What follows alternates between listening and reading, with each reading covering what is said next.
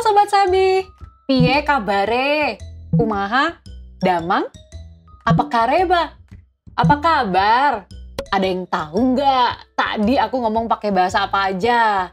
Nah, di Indonesia banyak sekali variasi bahasa loh.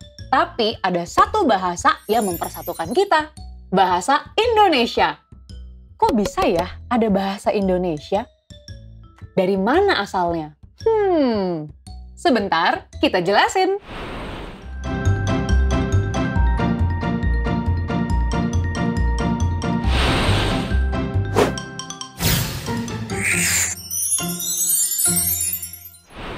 Bahasa Indonesia berasal dari bahasa Melayu Sobat Sabi, yang sejak abad ke-7 udah digunakan sebagai bahasa perhubungan dan perdagangan di Indonesia, juga hampir di seluruh Asia Tenggara. Seiring berjalannya waktu, bahasa Melayu mulai menyebar ke pelosok Indonesia dan mudah diterima oleh masyarakat. Pertumbuhan bahasa Melayu di Indonesia dipengaruhi oleh budaya daerah, sehingga terus berkembang sampai muncul berbagai variasi dan dialek yang juga mendorong persatuan bangsa Indonesia.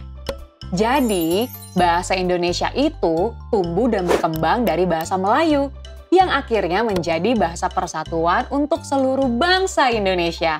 Hal ini ditetapkan pada Hari Sumpah Pemuda 28 Oktober 1928. Para pemuda dari seluruh Indonesia berkumpul dalam kerapatan pemuda dan berikrar Sumpah Pemuda. Ikrar ketiga dari Sumpah Pemuda adalah pernyataan bahwa bahasa Indonesia merupakan bahasa persatuan Indonesia.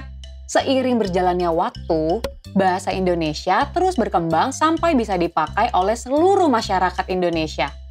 Bahasa Indonesia dinyatakan kedudukannya sebagai bahasa negara pada 18 Agustus 1945 saat UUD 45 disahkan sebagai Undang-Undang Dasar Negara Republik Indonesia.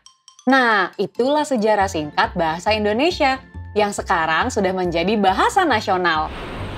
Sekarang sudah jelas kan? Kalau Sobat Sabi mau belajar lebih lanjut, download aja aplikasi Saya Bisa.